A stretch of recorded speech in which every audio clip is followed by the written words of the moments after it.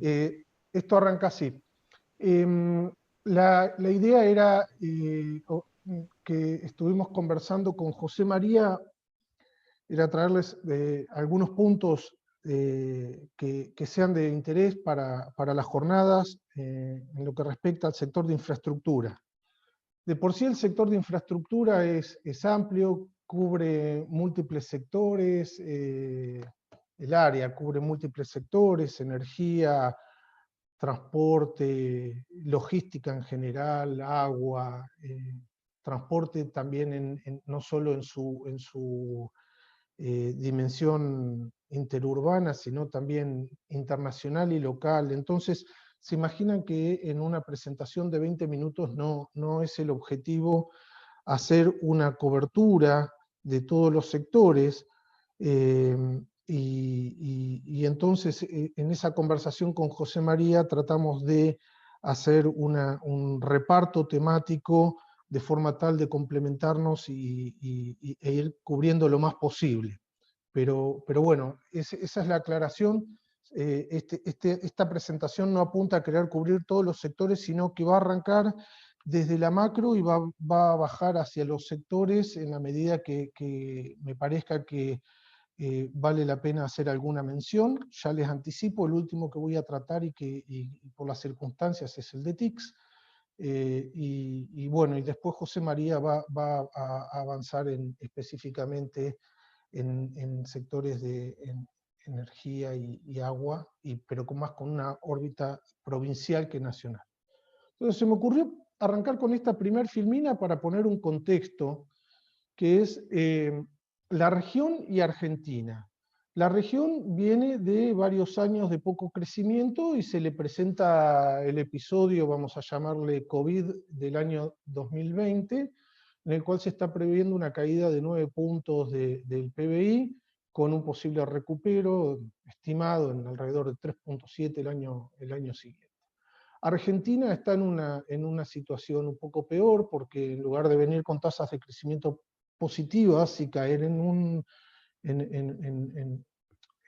y entrar en una fase de caída de PBI, viene ya con varios años de registros negativos, a lo cual se suma uno más, previéndose un recupero hacia el año siguiente, pero más por dar vuelta a números contables que por recupero de actividad.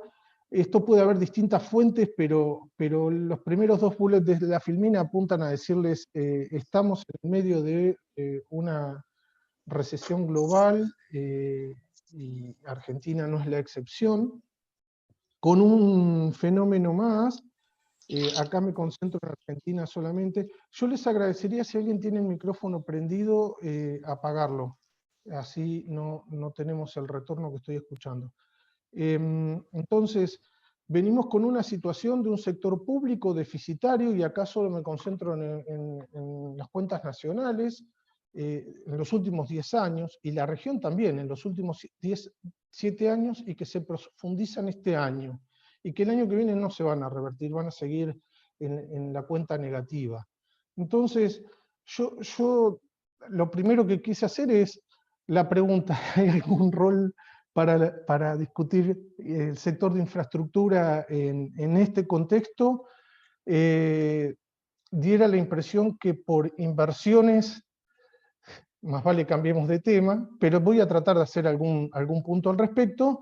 Pero entonces tenemos que ver si podemos sacar algunos mensajes interesantes que tengan que ver no solo con la dimensión inversión, sino con las dimensiones de regulaciones y de políticas públicas que puedan ayudar a compensar o a corregir algunos de los arrastres que genera la situación general en los sectores. Entonces, primer punto que quiero mencionar es si la infraestructura tiene algún rol en la fase de crecimiento, de recupero, si quieren, posterior a estas caídas que les conté. La respuesta es sí. Hay bastante literatura que dice que la inversión pública en infraestructura tiene un efecto multiplicador. Eso está registrado en trabajos del FMI. Que ese rol multiplicador es más fuerte en las fases recesivas. Eso está documentado en un reciente trabajo del Hub Global de Infraestructura. Si uno discute la órbita nacional o provincial, a nivel provincial y en el caso de Argentina, para citar trabajos de colegas, hay un efecto multiplicador que es importante. Colega en particular Jorge Puig, que ha hecho un trabajo con Izquierdo y otros colegas y que creo que se han presentado en las jornadas de finanzas públicas, si no fue el año pasado o el anterior. Por último, si la inversión en infraestructura tiene algún efecto redistributivo, es decir, que no solo aporte al nivel, sino que también se distribuya sobre los distintos estratos de la economía, y ahí los resultados son un poquito más neutrales, voy a decir. Hay antecedentes de efectos progresivos en la región me refiero a América Latina y el Caribe, pero cuando uno mira en detalle esos resultados para la región, en Argentina son más neutrales. Entonces, estamos en una situación de números muy malos en términos de actividad. La inversión en infraestructura podría ayudar a esa reversión, pero es el segundo punto. El segundo punto que presenté en la filmina anterior es que estamos en una situación de finanzas públicas muy deterioradas. El sector público no está en condiciones de hacer el empuje, y entonces, ¿qué lecciones puedo sacar al respecto? Entonces voy a hacer una presentación que tiene una dinámica y arranca diciendo, hace como 10 años atrás, se estimaba que para lograr objetivos de crecimiento sostenido de alrededor del 5% del PIB regional, en las regionales América Latina y el Caribe, se necesitaban como 5 puntos del PIB en inversión en infraestructura. Esto está documentado en un trabajo de CAF de hace 10 años. El original no viene de ahí, viene desde trabajos previos del Banco Mundial, donde los números, los logaritmos eran para a nivel mundial, y bueno, estoy haciendo la referencia para la región, para luego mostrarles, eso es lo que se pretendía. El gráfico que les estoy mostrando dice: la realidad es que tanto en América Latina como en Argentina la inversión pública, esto es inversión pública solamente, apenas alcanzaba el 1.5 del PBI en condiciones no caóticas como las que estamos ahora, y sobre el final Argentina ya ni tiene buenas estadísticas de inversión pública a nivel nacional. Eso lo estamos actualizando en este momento en un acuerdo que está vigente con el BID y CEPAL, en este caso yo trabajando desde CAF, para actualizar las estadísticas de inversiones en infraestructura hasta el año 2019. Pero este panorama que les estoy mostrando es, en condiciones normales eso no se lograba, y entonces es un punto negativo. Como no se lograba, uno diría, bueno, tratemos de fomentar que esa inversión que se realiza se haga de forma más eficiente. Esa fue toda una discusión que se estuvo llevando adelante desde el año 2013 con un trabajo del McKinsey Global Institute, y que el BID hizo un buen trabajo allá por el año 2018 para los países de la región, seccionando cómo hacer más eficientes los procesos de inversión en infraestructura, dividiéndolos en 3 etapas de selección de proyectos, eficiencia en la ejecución de inversiones y aprovechamiento de activos existentes. Entonces les dejo la referencia para el que le interese, pero así todo, lograr hacer más productivo un 1.5 del PBI no era o sea, los resultados están lejos de generar el despegue o el crecimiento sostenido pretendido, y mucho menos ahora con la situación de finanzas públicas. Después la historia avanza un poquito hacia, dada la limitación en la dimensión inversiones, focalizar en lo que la infraestructura hace, que presta servicios, ¿sí? Ese es el kick-off, se lo atribuyo al Banco Mundial en un documento de FEI y coautores del año 2017, y que, bueno, todos deben estar, o varios de ustedes deben estar, dado que están en este panel, deben haber visto el documento que sacó hace un par de meses el BID, el día 2020, donde justamente el mensaje es ir desde los ladrillos hacia los servicios, y en CAF estamos trabajando en la última versión del ideal, donde no solo discutimos los servicios, sino las brechas de servicios en infraestructura. Entonces esto es un anuncio, sobre fin de año va a estar saliendo ese documento donde vamos a estar focalizando en ciertas cosas, en ciertas brechas que se pueden resolver no necesariamente con inversiones, y en esta filmina básicamente les quiero mostrar como 2 ejemplos de cómo se puede aprovechar la infraestructura existente para, sin necesidad de inversiones adicionales.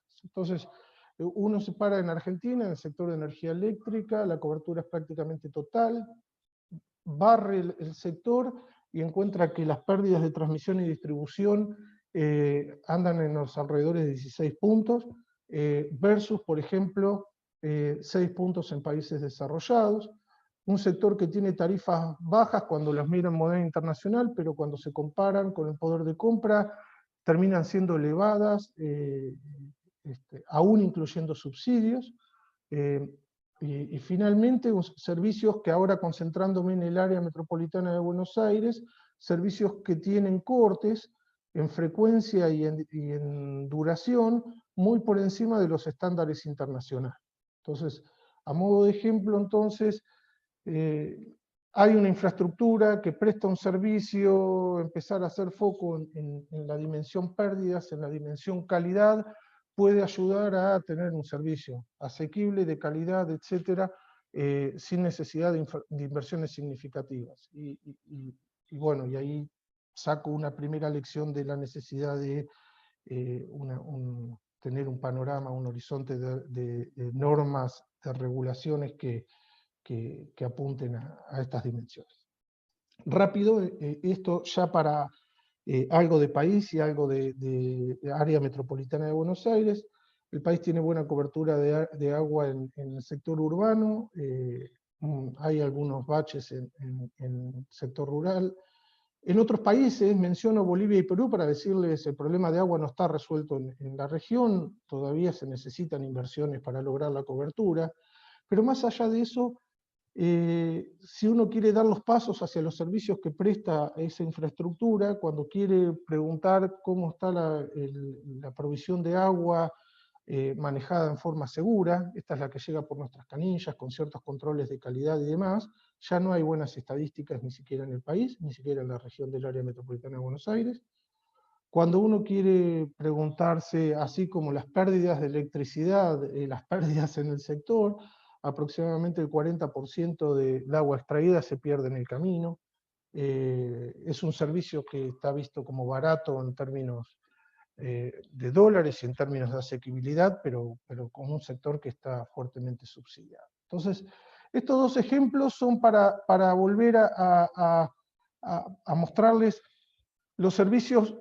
Tal vez tenemos una ventana de tiempo donde hay que empezar a hacer discusiones en los servicios que presta la infraestructura y no necesariamente en los millones de dólares necesarios para lograr ciertas metas de crecimiento. Después esto lo abro al debate para justamente generar la interacción. Y ahí un último punto que levanto es, bueno, en la medida que uno sigue insistiendo en que se necesitan inversiones en algún segmento de los sectores, la pregunta es de cómo recurrir a los fondos. Hago la mención del sector público, sector privado y bancos multilaterales simplemente para, nuevamente, gatillar una discusión que sería otro panel en las jornadas, que es cómo financiar infraestructura en contextos de dificultad fiscal para el sector público, en contextos de reglas que no alientan a la participación del sector privado. No sé si necesitan demasiados detalles para sostener esta afirmación, y en contextos donde no es claro hacia dónde están apuntando los bancos multilaterales. Yo ahora voy a volver a ese punto en esta filmina, ¿sí? Y esto está ocurriendo en un contexto en paralelo, ¿sí? Que es que el mensaje de infraestructura sostenible se está haciendo fuerte, ¿sí? Retomando, tratando de realzar los objetivos de desarrollo sustentable, ¿sí? Que en el sector de energía significan, lo leo así rápidamente, pero acceso a un suministro eléctrico asequible, confiable, sustentable y moderno, algo por el estilo en transporte, algo por el estilo en agua, ¿sí? Con agendas que cada una tiene su vida propia. En el sector eléctrico, la agenda avanza hacia la electrificación, hacia la descentralización, esas dos muy orientadas por la energía verde, y hacia la digitalización por la evolución natural de las TICs que ha derramado sobre el sector. En transporte de personas, misma historia, transportes seguros, asequibles, accesibles, sostenibles para todos, con seguridad vial, prestando especial atención a la población vulnerable, así lo mencionan los Objetivos de Desarrollo Sostenible, nuevamente en la línea de la agenda verde y de la realidad urbana, de crecimiento de las ciudades y de densificación de las ciudades. No hago la mención de agua, pero es la misma historia. Si bien estos objetivos son viejos, ¿por qué los viejos? Tienen sus años ya. ¿Por qué los traigo a cuenta? Porque en paralelo con la crisis, la pandemia generada por el COVID, arrancaron unas agendas sobre finales del año pasado en Europa de fortalecer el Green Deal, ¿sí? Países de América, Canadá principalmente, se ha abrazado a reforzar el Green Deal. Es más, sobre la segunda mitad del año pasado, dentro del paraguas del Mercosur, se empezó a tocar el tema. Obviamente esas conversaciones quedaron truncas con cambios de gobierno, ¿sí? Entonces esas agendas están ahí, se están fortaleciendo en el contexto actual, y entonces tal vez este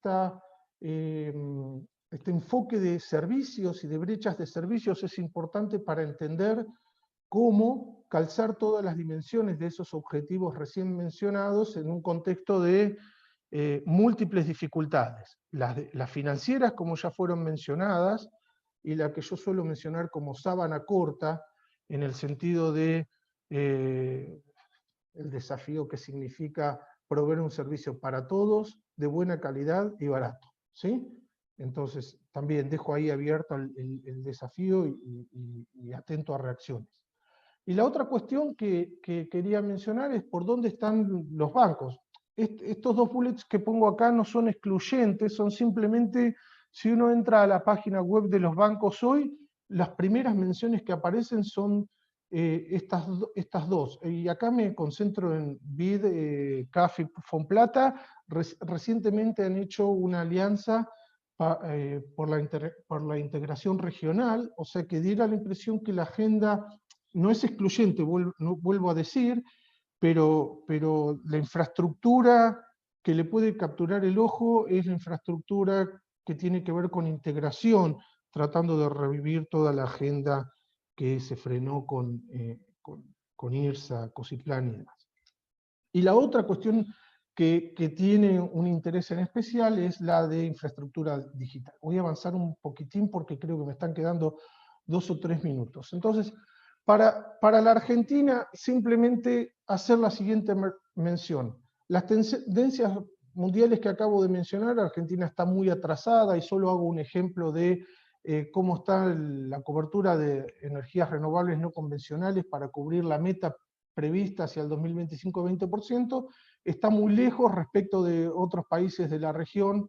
Brasil también está un poco atrasado, pero otros países han ido mucho más rápido. O sea, no ha sido fuerte por la dirección verde, tampoco ha sido fuerte por la dirección del primo de la dirección verde, los que se pelean, que es el gas natural. Tenemos un yacimiento ahí esperando ser explotado, y las múltiples idas y venidas que ha tenido este país no han generado un desarrollo pleno, ¿sí? Y más allá de que sea el sector energético, allí por mediados del año pasado, este sector y también otros entró en una fase de intervenciones de precios, y de rediscusión de hacia dónde quiere ir el país en materia de este sector y de otros. Les comparto aquí a la derecha la figura del panel inferior, es una figura de atraso tarifario, como desde los 90 hacia fines del 2015, cómo se intentó hacer esa corrección de atraso tarifario entre el año 2016 y 2018. Esto, insisto, aplica a energía y a otros sectores también. Y se los dejo como puntos suspensivos. Verán que estoy citando a propósito un trabajo que hicimos con Alberto Porto y Fernando Navajas el año 2019, e invitándolos a que vayan a la presentación de mañana que va a exponer Alberto Porto para contar la continuación de esta figura. ¿Sí? Entonces, hay un fenómeno, entonces, de no haber seguido, costó seguir la onda verde, tampoco se desplegó plenamente los recursos que tiene disponible la Argentina y parece ir en camino hacia la intervención. Aquí nuevamente vuelvo a alertar un punto que ya traje anteriormente, que es la necesidad de reglas claras si uno quiere que participe el sector privado y que se saneen estos sectores. Pero esas reglas claras obviamente tienen múltiples desafíos. De vuelta vuelvo a traer la sábana corta. Eliminar todos estos subsidios implicó incrementos tarifarios en su momento, que ahora nuevamente se están atrasando. Querer eliminar subsidios del sector público y trasladarlos a la tarifa rompe la idea de tarifas asequibles que buscan estos objetivos que les acabo de comentar. Paso de largo infraestructura física, simplemente decirles, se está volviendo a reabrir el panorama del Plan Norte Grande, que en su momento había sido el plan Belgrano. Esto es todo foco en infraestructura física de integración en la región norte del país. Puede empezar a tener aparecer en el radar nuevamente, y lo cruzo con lo que les acabo de contar, que estas iniciativas entre BICAF y Fonplata parecen ir por ahí. Y aquí, bueno, tal vez aparece de alguna manera el corredor sur, que no estaba previsto en ese plan anterior, que es el corredor sur que conecta Neuquén con Bahía Blanca, y bueno, que implica el despliegue de ese potencial del recurso gasífero y las actividades relacionadas en la región sur. Pero bueno, es muy dependiente de recursos, donde vuelvo a traer la filmina número 1, las finanzas públicas no están en condiciones de aportar significativamente, el sector privado, con las dos alertas que ya mencioné, dieron la impresión que va a estar reacio de participar. Bueno, no sé, hace poquito acabo de ver que Uruguay está cuestionando las PPP, si eso genera un derrame de cuestionamientos de PPP en la región, todavía está por verse, pero eso prende las alarmas nuevamente, bueno, y quedan los bancos, que ahí es oferta y demanda. Sector de agua, ver, Walter, José María. Vamos terminando. Sí, voy cerrando. Gracias. Bueno, me queda TICS, que lo quería contar por lo siguiente, que es un sector que funciona como infraestructura cooperante, ha tenido dinámica propia, ha sido motor de crecimiento, ha ayudado en este año sobremanera. Me paso a esta filmina para mostrarles, estas son tendencias de Google Maps de movilidad física, que desde la declaración de la situación de pandemia allí por principios de año, el mes crítico en abril, cierre de la economía, lockdown, cierre de movilidad, etcétera, y posterior recupero. La movilidad física está muy contenida, aunque con esta tendencia reciente de recupero, pero con una actividad digital que ha hecho la tarea complementaria de cubrir actividad de teletrabajo, de comercio electrónico, de educación, y ahí los refiero a un trabajo de CEPAL que documenta estos resultados para los países mencionados. Hubo una preocupación de si las TICs estaban en condiciones de responder. Este gráfico que les muestro dice, sí, han estado en condiciones de responder, más allá de esas problemillas que hemos tenido de conectividad allí por fines de marzo y principios de abril. El hecho de que todas estas barras estén por arriba de cero significa que se ha prestado un servicio de mejor velocidad y hay un gráfico parecido de menor latencia, que significa que el sector se ha acomodado bien al desafío, pero que existen brechas importantes para la optimización de beneficios. El gráfico que les muestro abajo a la izquierda lo que dice es porcentaje de niños en hogares que no han tenido acceso a Internet y que no se han podido beneficiar de la versión digital de la educación. Si bien Argentina no está tan mal respecto de países como Bolivia, Ecuador, México, Paraguay, un 30% de niños no ha tenido acceso a Internet en el primer quintil de la distribución del ingreso versus un promedio de 8% que no ha tenido en el total del país. Entonces, esto simplemente para hacerles una muestrita nomás de brechas de acceso. Y cierro con esto último, así que gracias Roberto por marcarme que me faltaba poquito, pero estaba bastante bien encaminado, diciendo, para la Argentina en particular, la declaración del sector como de interés general puede tener algún problema de corto y mediano plazo, y dejo el signo de pregunta para el largo plazo en materia de si el sector va a estar a la altura de las circunstancias en futuros en la recuperación de la economía y en la extensión de este episodio que estamos viviendo y futuros episodios si es que se presentan. Entonces, a modo de cierre, mensajes finales. Hice un punto sobre inversión en infraestructura como instrumento para la recuperación, hice un punto de fomentar eficiencia en inversiones, pero también en servicios, hice un punto de dificultad de mecanismos de financiación para la Argentina en los próximos años, hice un punto de indefiniciones regulatorias en varios sectores, esta intervención que mencioné en energía y que se extienda a otros sectores y que ahora arrastra hacia las TICs, y hice una mención de por dónde están las tendencias recientes, tanto en materia de hacia dónde se empujan a los sectores y hacia dónde se están orientando eventuales financiadores de infraestructura. Dejo lo de situaciones de estrés para la cuestión de las preguntas. Bueno, 25 minutos, Roberto. Muchas gracias a todos por su atención. Vamos a pasarle la posta a José María ahora. Gracias, Walter. Y adelante, José María. Hola, ¿qué tal? Buenas tardes. Ante todo, muchas gracias por la invitación a participar en las jornadas. Un gran honor poder participar en este panel, en un tema de infraestructura. Bueno, comparto pantalla. ¿Me pueden escuchar bien, no?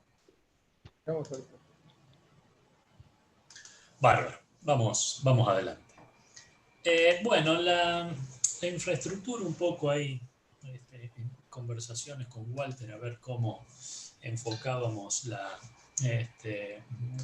esta área. Bueno, el área de infraestructura tiene una gran impacto en las finanzas públicas, sobre todo por la importancia que tiene la inversión pública en la provisión del servicio, sobre todo en las obras de infraestructura, pero también como fuerte demandante de subsidio, especialmente en el área de energía y transporte, aspecto que no me voy a explayar porque ahí creo que mañana hay un panel al respecto, un trabajo al respecto que mencionó Walter. Bueno, la infraestructura suele ser además un condicionante para el desarrollo de varios sectores, sobre todo los sectores orientados a la exportación. En el caso de Argentina, todo lo que es la exportación agrícola, y ahí interviene todo lo que es la infraestructura del transporte, el transporte de cargas, rutas, ferrocarril, puerto, y la infraestructura suele constituirse en uno de los principales obstáculos a que esos sectores puedan reducir costos y competir internacionalmente. Y hay otro aspecto que es en el que me quiero un poco centrar, menos tratado desde esta perspectiva, y es el fuerte impacto en el federalismo que tiene toda la infraestructura, pero en particular los servicios. Y en particular la relevancia de algunas consideraciones generales de la infraestructura. La política pública interviene en el proceso de inversión. En Argentina ha mostrado históricamente enormes fallas, sobre todo en el proceso de preinversión. Las decisiones de inversión no siempre están en línea con la racionalidad económica. En general van por algún aspecto de compensación política y no por una racionalidad económica. Hay bancos de inversión, el BAPIN a nivel nacional, algunas provincias tienen sus sistemas de inversión pública, pero están guardados allí un poco en el olvido. Sin embargo, en lo que me quiero centrar no es en la parte de inversión, de obras, de ladrillo, cemento, hierro, sino en la parte de los servicios, es decir, los servicios que brinda esa infraestructura, en particular los servicios públicos. Y ahí en la provisión de servicios, un poco lo que mencionaba Walter, varios trabajos han comenzado a poner fuerte énfasis en el aspecto del servicio y no tanto en la cuestión de las obras.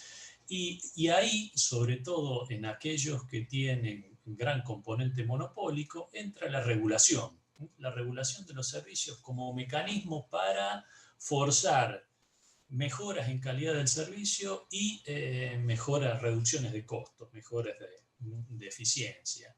¿Qué aporta a grandes rasgos la regulación? Bueno, uno es atraer capital al sector privado.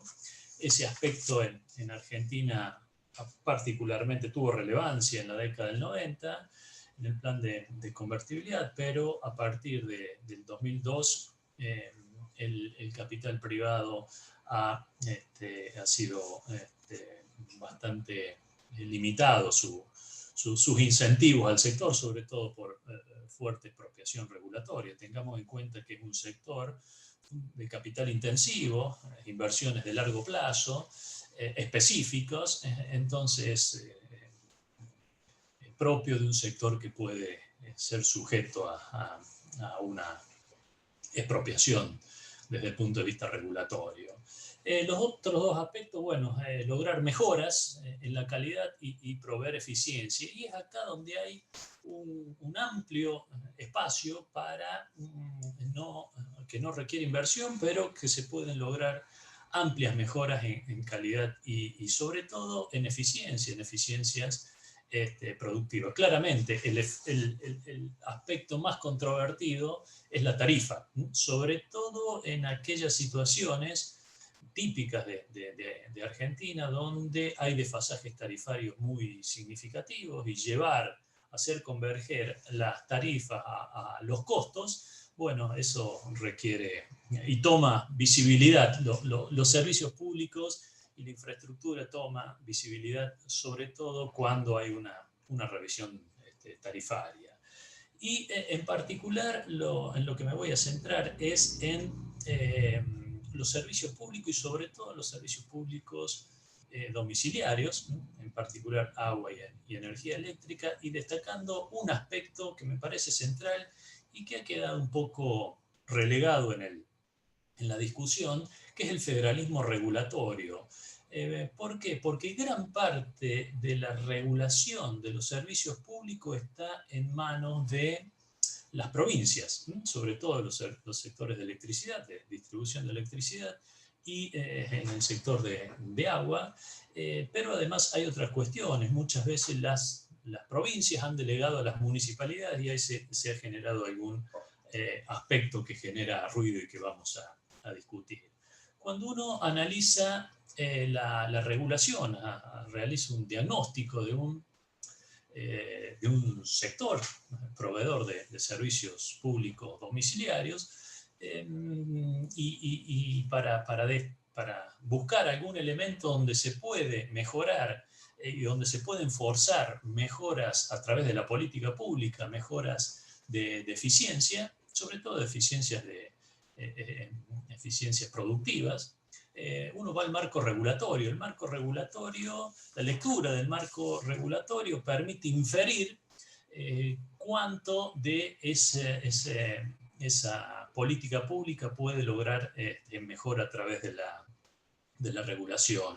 Y uno de los aspectos, primero, que debería existir el marco regulatorio. En general hay normativas que rigen el sector, pero muchas están más asociadas a la calidad que al propio proceso regulatorio en sí mismo.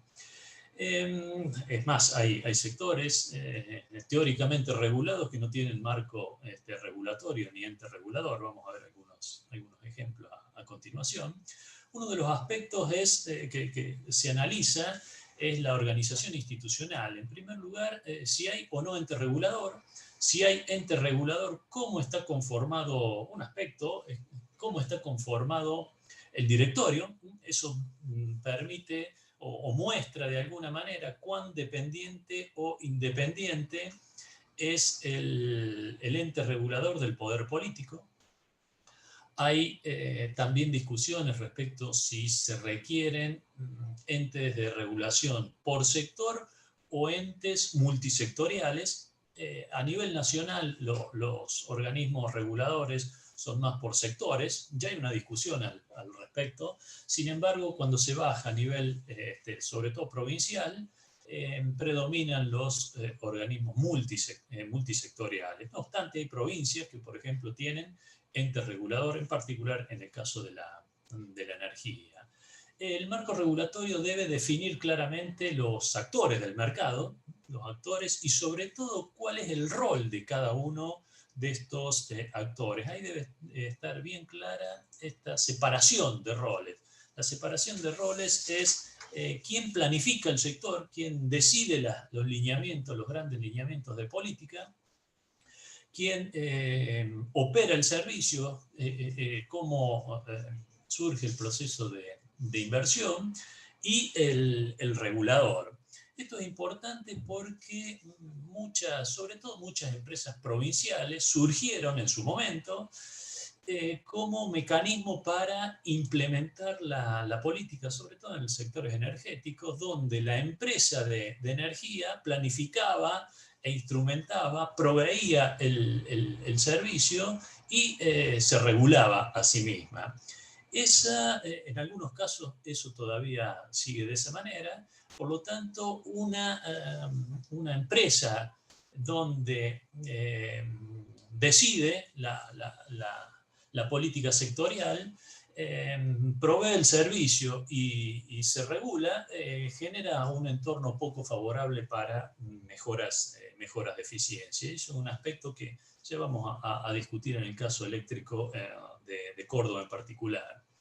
El grado de integración vertical, hay áreas donde se puede separar y poner a la competencia. Eso reduce la carga regulatoria para el ente regulador. Y la participación en el sector privado. ¿Cuál es el rol del sector privado en este sector? Haciendo un mapeo de estos elementos, nos permite hacer un diagnóstico del sector y ver qué capacidad tiene el marco institucional, el marco regulatorio en términos generales, para propiciar ganancias de eficiencia y forzar ganancias de eficiencias en el sector.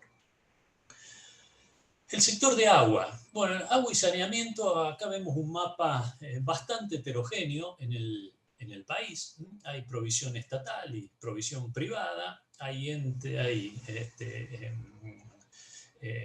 servicios con ente de regulación y servicios sin ente de reguladores. Es más, hay casos como vamos a ver, sin ningún tipo de regulación. Y quiero tocar dos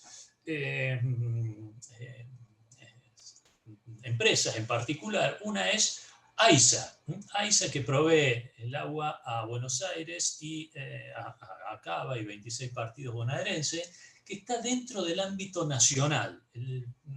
La nación es quien regula a AMBA, y ahí la discusión es, bueno, todos los subsidios, sobre todo por bajas tarifas que tiene AMBA, es decir, lo provee la nación, y todo el país estaría subsidiando ese servicio. Pero además hay otro elemento, y es que las grandes obras las hace la nación, y todo eso recae sobre el conjunto del país, otro mecanismo en el cual el interior transfiere recursos a Buenos Aires y a estos usuarios en particular. Y además tiene y otro elemento particular, tiene un ente regulador con enorme debilidad, el ERAS, tiene enorme debilidad como organismo de regulación. Solo quedó para reclamo de algún usuario y no más que eso.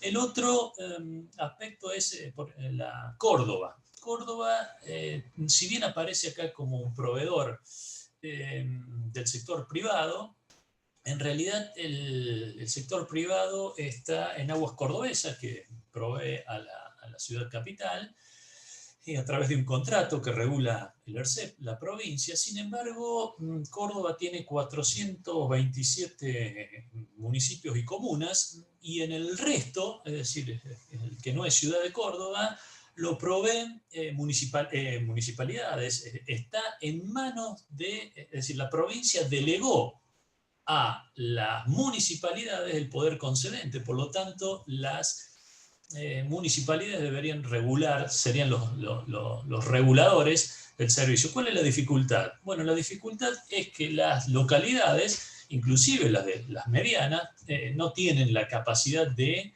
incorporar un ente regulador con todas las condiciones que debería tener un ente regulador, y eso genera algunos conflictos, sobre todo conflictos de interés entre el municipio y la cooperativa que presta servicios, que en general son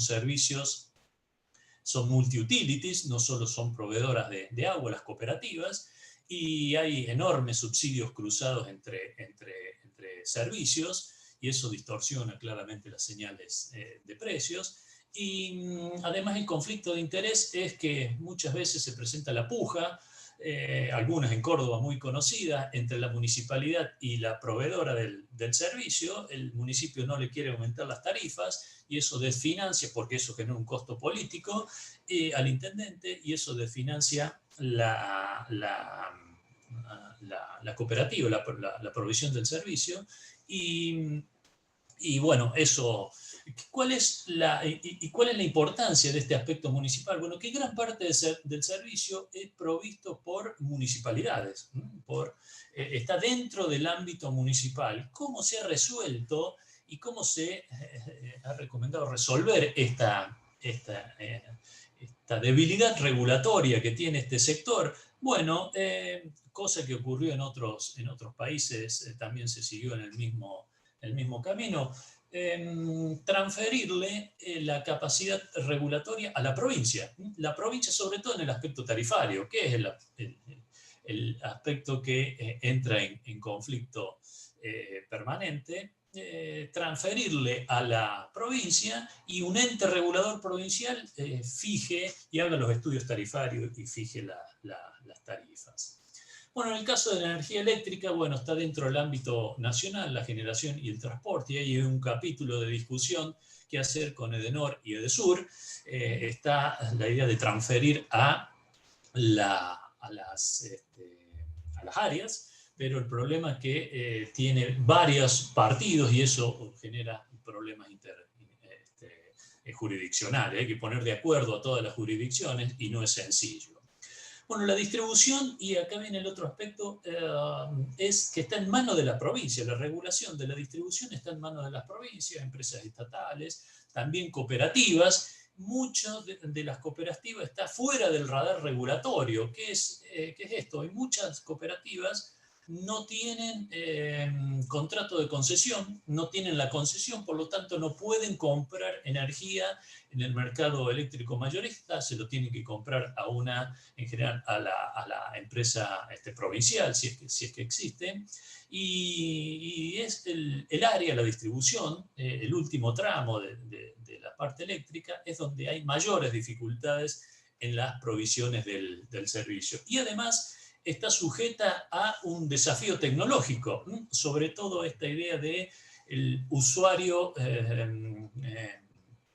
generador de energía eléctrica. Bueno, ahí también hay una discusión muy importante que hacer con cómo avanzar, ¿no? Y ahí el aspecto regulatorio es fundamental. En el caso de la energía eléctrica, y bueno, hacer un pequeño comentario para el caso de Córdoba. Bueno, está la EPEC como empresa que provee servicio al 70% de los usuarios, el 30% es hecho por cooperativas.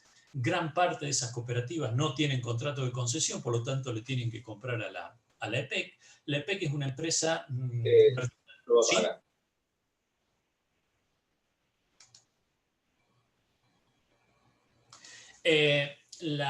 ¿Me escuchan?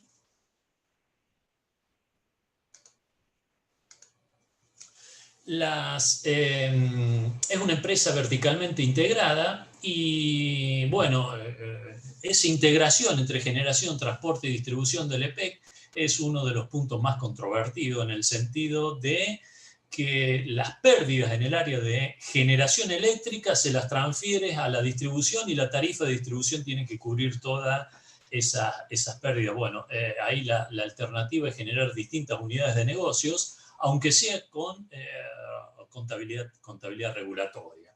El ERCEP tiene grandes limitaciones en su actividad regulatoria. Por ejemplo, tiene escasa información. Un ente regulador sin información propicia las asimetrías informativas con la empresa. Y funcionaba sin marco regulatorio. Sin embargo, la provincia propuso un marco regulatorio para el sector que está en proceso de implementación, y quiero destacar algunos aspectos, y es el de la tarifa, de ese marco regulatorio, el de la tarifa única provincial. La tarifa única provincial apuntaría a esta idea del equilibrio territorial, donde la infraestructura y los servicios tienen un rol central. Sin embargo, la tarifa única provincial genera una enorme carga regulatoria, en el sentido de que hay empresas más eficientes van a tener que aportar hacia las empresas menos eficientes. Y eso va a configurar, si no está adecuadamente implementado, va a propiciar las ineficiencias productivas. Y ahí, más que mejorar la eficiencia con que funciona el sector, se van a filtrar enormes sobrecostos en la provisión del servicio y sobre todo en el esquema de transferencia que se haga entre unidades deficitarias y unidades superavitarias. Por eso allí, si se implementa de esta manera, parece que es una decisión, bueno, va a tener que ser seguramente implementada de manera adecuada, con un análisis de fronteras de eficiencias y demás. Bueno, unas reflexiones finales, porque creo que ya estoy casi al límite del tiempo. Desde el punto de vista del proceso regulatorio, la inestabilidad económica es el principal obstáculo, no solo a nivel de las provincias, sobre todo a nivel nacional, para que funcione un régimen regulatorio normal, como funciona en cualquier país. Ya lo vimos en el proceso de revisión tarifaria que se implementó en el 2016, sobre todo en el sector eléctrico, funcionó mientras el tipo de cambio estuvo más o menos estable. Cuando pasó de 17 a 20 o más, bueno, ahí el régimen regulatorio, la revisión tarifaria comenzó a mostrar sus limitaciones. Por lo tanto, la estabilidad macroeconómica es una condición y si no, hay que pensar un régimen regulatorio que funcione dentro de este marco que nos va a acompañar, entiendo, por algún tiempo más. Bueno, la participación del sector privado en el sector, aquí hay una gran discusión. Es probable que la participación del sector privado quede asociada solamente a la operación y en particular al management. El sector privado aporta a los servicios tres aspectos: capital, know-how del servicio y management. Bueno, por lo menos, si bien capital va a ser muy difícil atraerlo, por lo menos hacer contratos de management mediante los cuales se puede mejorar sustancialmente la provisión de los servicios y propiciar las eficiencias. Y el aspecto central es que las provincias tienen un rol central en estos aspectos regulatorios, tanto en el sector de agua como en el sector de electricidad, como vimos, y deben tener marcos regulatorios adecuados, y si no adecuarlos, tener entes reguladores con capacidad técnica para implementar y con la independencia del poder político para implementar la regulación, porque además tengamos en cuenta que los entes reguladores dictan muchas de las normas regulatorias, y obviamente generar todo un conjunto de información que es fundamental en el proceso regulatorio y en la implementación sobre todo en los procesos de revisión tarifaria. Bueno, esta es un poco mi experiencia, un poco trasladarle, haber estudiado algunos sectores, sobre todo provinciales, pero también nacional, y bueno, quedo abierto a la discusión. Muchas gracias, José María. Damos abierta la participación de aquellos que quieren hacer preguntas, tanto a Walter como a José María. En el chat creo que no hay ninguna, no se planteó ninguna pregunta en el chat. Bueno, si no hay ninguna pregunta, yo así haría una. A José María, recién dijiste que EPEC transfiere la tarifa a las pérdidas de la etapa de generación. Y pregunto, ¿por qué pérdidas en la etapa de generación? Porque la generación que hacen las usinas de Córdoba es más cara que la energía del sistema interconectado. ¿Cómo se explica esa pérdida? No, tienes que abrir el micrófono. Ahí está, sí, perdón. Gran parte de la generación fue deficitaria y solo funcionó con subsidios a nivel nacional, y esa discusión de subsidios generó bastante ruido entre la nación y la provincia. Los subsidios no llegaban a tiempo, pero en particular la generación de Córdoba y en general era muy deficitaria, sobre todo por un aspecto técnico. Hay usinas que tienen 99 años y todavía estaban en 99 años, es decir, su vida útil estaba absolutamente agotada, eficiencia técnica bajísima, y todavía estaba en operación. Bueno, en los últimos tiempos EPEC ha generado un esfuerzo en ir cerrando algunas de estas, pero la parte de generación le generó, sobre todo en el periodo 2004 hasta el 2008, donde comenzó a readecuar sus tarifas, pero en el tramo de distribución, ahí continuó la provisión, la generación como deficitaria, y sobre todo porque la provincia decidió algunas obras, como la central del Bicentenario, que ahora le está generando unos costos financieros a la EPEC bastante importantes. Es decir, esas pérdidas en el tramo de generación por ineficiencia técnica y por la propia déficit de la generación, lo tuvo que cubrir de alguna manera con el valor agregado de distribución. Sí, ahora pregunto simplemente por no conocer en este aspecto el tema, y es que el sistema interconectado nacional provee una tarifa determinada y las usinas van ingresando marginalmente de acuerdo a sus costos marginales a esos sistemas. EPEC, aparte de eso, tiene su propia generación a un costo superior al sistema nacional.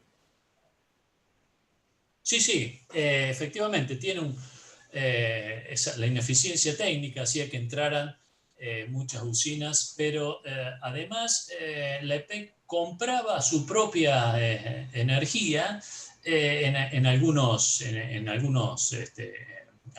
generadores. Es decir, si bien proveía al sistema interconectado nacional, y eso era lo que era deficitario, el gobierno transfería los subsidios por la diferencia entre el costo y lo que pagaba lo implementa a través de CAMESA, pero eso era fuertemente deficitario. No tengo los números en este momento, pero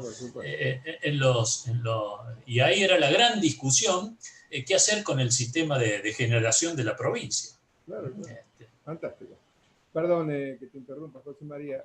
Si no hay ninguna otra pregunta y dado que estamos un poco retrasados, agradezco a los panelistas su interesante intervención y los despido con un agradecimiento. Y Lucrecia, entonces pasaríamos al otro panel. Muchas gracias. Bueno, ahí justo hay una pregunta en el chat. Bueno. 2 preguntas en realidad.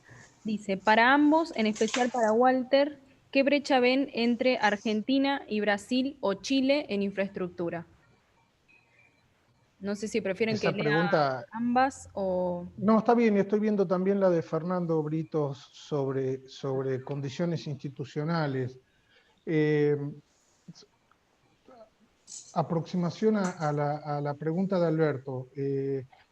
Es muy complejo la pregunta de decir brechas con Argentina, Brasil y Chile en infraestructura. Por ejemplo, pero vamos por un sector eléctrico. Chile no subsidia directamente al sector, eventualmente hay algún componente de tarifa social mínimo. El sector eléctrico es autosostenible, tiene buena cobertura y tiene muy buena calidad. Si lo comparás entonces al sector eléctrico de Argentina con Chile, te das cuenta que estás con un problema o sea, diferencias en calidad de servicio, con una tarifa subsidiada que es costosa, la de ellos también es costosa, ¿sí? Y paro ahí, si no tendríamos que... Y algo por el estilo pasa con Brasil también, pero hay que ir sector por sector y empezar a hacer el diagnóstico. Como les mostré en el caso de TICS, están más o menos similares en términos de acceso, pero Brasil tiene problemas de calidad, ¿sí? En la prestación de los servicios de banda ancha y en general de telecomunicaciones. Y a modo de ejemplo te digo, en los intentos vinculando TIC con electricidad, en los intentos que ha hecho Brasil de avanzar hacia redes inteligentes, cosa de la que no he hablado prácticamente nada. Brasil, las empresas distribuidoras de Brasil han tenido que hacer sus propias inversiones de redes de TICs para avanzar en las redes inteligentes. O sea, es entrar en cada uno sector y empezar a desmenuzar, y te doy un par de ejemplos, por ahí. Y si querés, Fernando, un gusto verte nuevamente. Es un problema, es Argentina esto. ¿Qué querés que te diga?